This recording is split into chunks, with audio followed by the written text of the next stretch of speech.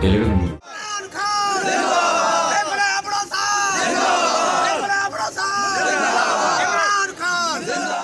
पाकिस्तान तहरीक-ए-इंसाफ के मरकजी रहनुमा व स्टैंडिंग कमेटी के चेयरमैन सेनेटर सैफुल्लाह अबड़ो गढ़ी खुदाबख्श में ताज़ा पीटीआई में शमूलियत अख्तियार करने वाले रईस खालिद अहमद लिगारी की दावत पर कार्नर मीटिंग में शरीक होने के लिए गढ़ी खुदाबख्श भुट्टो पहुंचे, जहां पर पीपी और पीटीआई के कारकुनान में झगड़ा हो गया, जिसके नतीजे में पीपी कारकुनान ने जज्बाती होकर काफिले पर पथराव किया, जिसमें कई पीटीआई कारकुनान जख्मी हो गए और काफिले में शरीक गाड़ियों को नुकसान पहुंचा। जबकि सैफुल्लाह अबड़ो सैकड़ों कारकुनान के हमरा मुकदमा दर्ज करवाने नौडेरो थाने पर पहुंचे। उस मौके पर मीडिया से गुफ्तगू करते हुए सैफुल्लाह अबड़ो ने कहा कि पीपल्स पार्टी लाड़काना के जनरल सेक्रेटरी एजाज अहमद लिगारी और गुलाम मुस्तफा लिगारी ने मेरे पुरअमन काफिले पर हमला करवाया है।